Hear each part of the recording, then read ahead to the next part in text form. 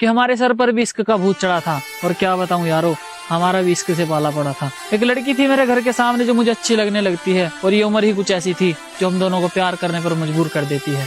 उसके साथ बिताए हुए पलों में मुझे जन्नत का एहसास होता था, और उसके घर वालों के चले जाने के बाद मैं उसकी गोद में सर रखकर चैन से सोता था। एक दिन उसके घर वालों को पता चल जाता है, वो हम दोनों को मिलते हुए देख लेते हैं, और अब उसके घर वाले उस पर पाबंदियां करनी शुरू कर देते हैं। अब हम दोनों को एक दूसरे की आदत सी हो जाती है, और मैं तो पहले ही पागल था, अब वो भी मेरे प्यार में पागल सी हो जाती है। अकेला प्यार से ही पेट नहीं भरता, उसके लिए खाना भी पड़ता है, और घर ऐसे ही नहीं चलता, उसके लिए कमाना भी पड़ता है। अब घर वालों की जिम्मेदारी और उसके प्यार का बोझ उठाकर मैं कमाने निकल जाता हूँ।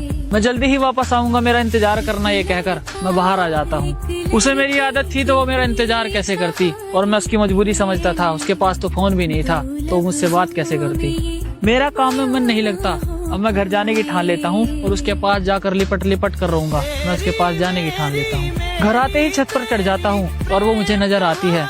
उसके हाव भाव कुछ ठीक नहीं थे, वो मुझे थोड़ी बदली बदली सी नजर आती है। जहाँ कभी मैं हुआ करता था, अब मेरी जगह कोई और आ जाता है, और जो कभी मुझसे प्यार किया करती थी, अब उसे किसी और से प्यार हो जाता है। जिसके साथ दिन रात मुलाकात हुआ करती थी, वो अब मुझे याद तक नहीं करती, और मैं उसके सामने हाथ जोड़ जोड़ कर रोता हूँ, और वो बेवफा मुझसे बात तक नहीं करती।